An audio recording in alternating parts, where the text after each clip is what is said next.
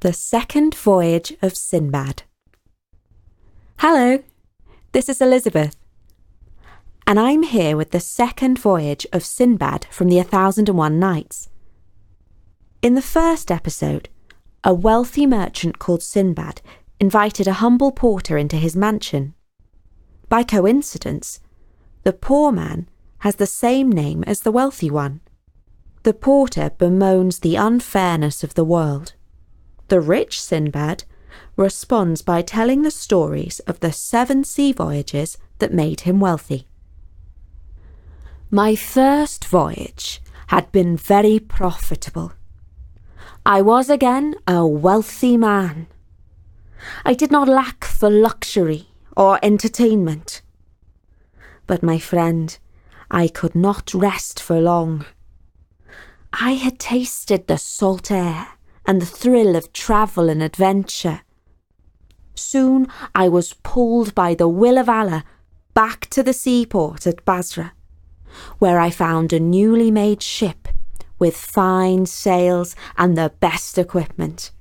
The captain was gathering merchants for a voyage. I booked my place with him and then went to the market to buy up goods for trade. We set sail the very next day and cruised from island to island in the fine weather. Wherever we landed, we found a crowd of merchants and clients eager to do business with us. At last, we came to a peaceful island with no sign of human inhabitants. It was a lovely place with green trees, brightly coloured birds, and cool running streams. I roamed around and found a pleasant spot to eat the lunch that I'd brought with me. After I'd enjoyed my food, I allowed my eyes to close and fell into a pleasant sleep. When I awoke, I felt uneasy. I hurried back to the beach where we had come ashore. My fellow travellers had left tracks in the sand. I found the skins of fruit that they had eaten, and the smoky remains of a fire that they had lit for cooking. But they themselves were gone. They had left me. I was marooned. Now I sat down on the shore and looked out to sea. All the time I expected to see our ship sail back around the headland to pick me up, but she did not. The crew and my fellow merchants had forgotten all about me. Tears came into my eyes as I thought of the life I had lost in Baghdad.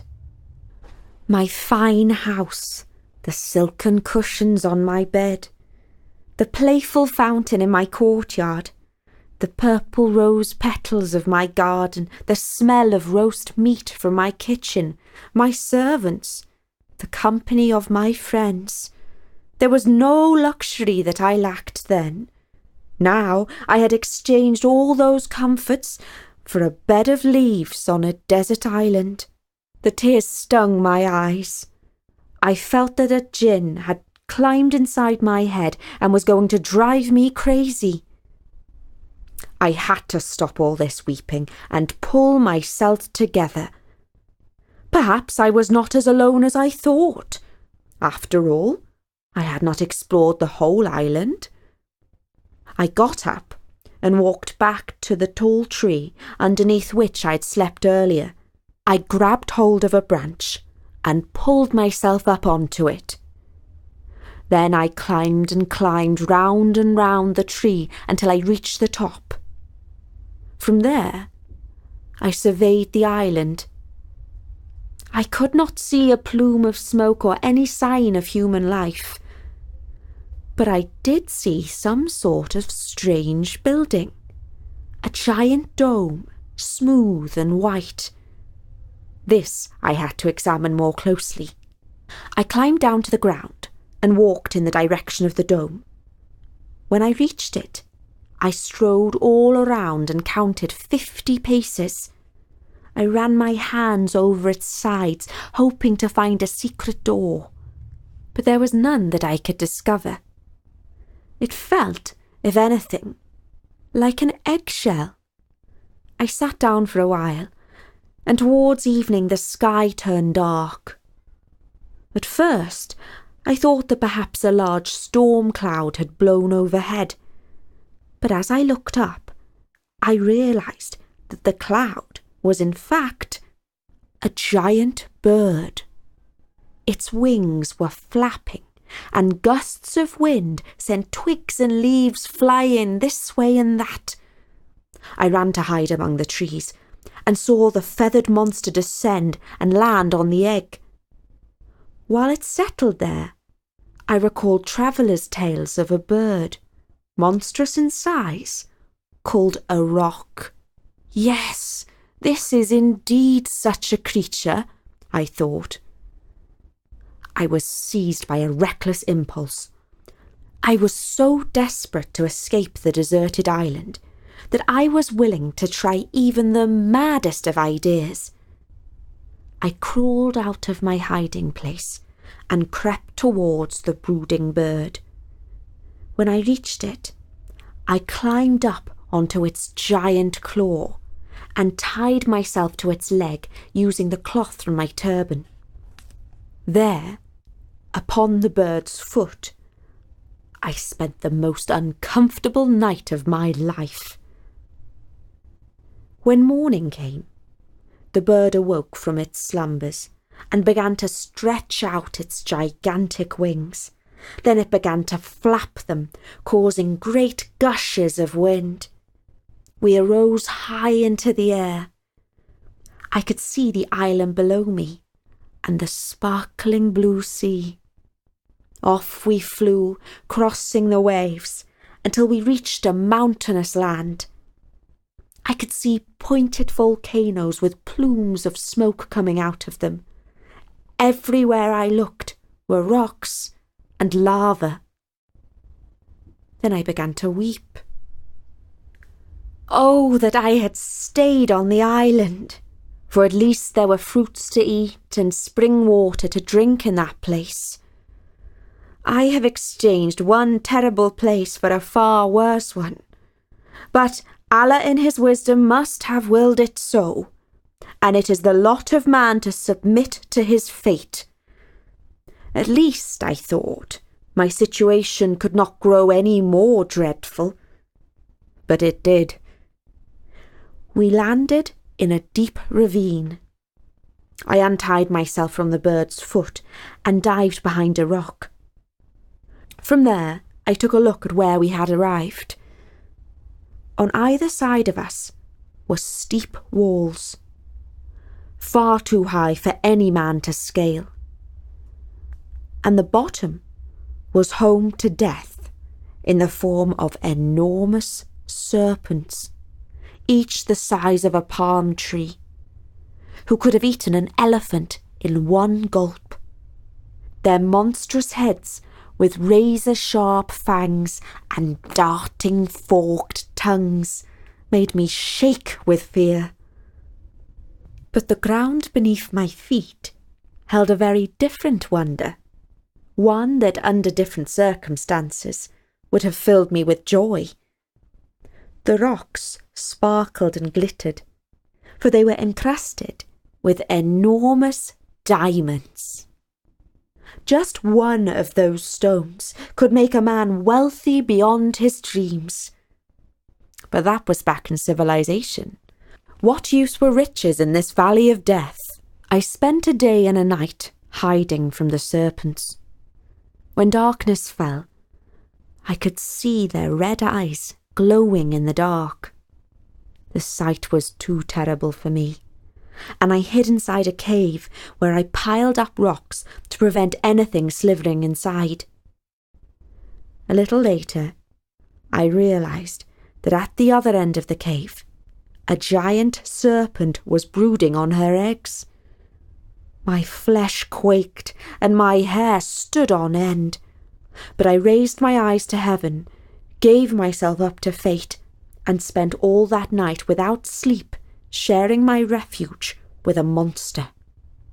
At daybreak, I took down the rocks and staggered out like a drunken man, giddy with fear and hunger. I wandered a little way down the valley, As I walked, first one, and then another, huge piece of meat dropped down from the sky and landed on the rocks. Had a giant bird let them go? Then I recalled a traveller's tale of a dangerous mountain range that is full of riches. The story went that merchants would drop pieces of meat into a valley in the hope that diamonds would stick to them. They would wait for an eagle or another bird to swoop down, pick the meat, and carry it to its nest. The merchants would climb up to the nest and scare away the bird by shouting and throwing sticks and stones. In this way they could recover a diamond. When I had recalled this tale, it was clear to me what I had to do. First, I filled my pockets with diamonds. Then, taking off my turban, I attached the meat to my chest. I lay and waited for a giant eagle to spot the easy meal and pick it up in its claws. When it carried the meat off to its nest, it took me with it, and so I was lifted out of the valley. When we settled down in the nest, the eagle had little time to peck at its meal, for it was soon disturbed by loud shouting and sticks and stones landing in the nest. It flapped its wings and flew off. Men approached and were surprised to see me rise up and wave my arms to greet them. My heart was filled with joy, but at first they were disappointed and angry. "What trick of fate is this?" said one. "We risked our lives to rescue a fortune from the valley, not a man." "Do not fret," I called out in happiness. "My pockets are filled with enough riches to satisfy all of us. I will share them with the man who threw down the piece of meat." As we went off, I told the merchants of my adventures and all that had happened to me, and they were filled with marvel. It took us 2 days to walk down from the mountain range. At last, we arrived in a flat and pleasant land shaded by giant trees. The only danger was from giants with leathery skins and horns on their noses. These rhinoceroses can easily trample a man to death if they are disturbed. We managed to avoid them by staying downwind so that our scent did not carry to their nostrils. We safely reached the ship and sailed for Basra, where we sold our diamonds for a great fortune. Now, I was twice as wealthy as before, and I swore that I would never walk up the gangplank of a ship again. Oh, my friend, if only I had kept my promise. The porter was in awe of all that he had heard. The merchant gave him 100 gold dinars and invited him to return the following evening to hear another tale.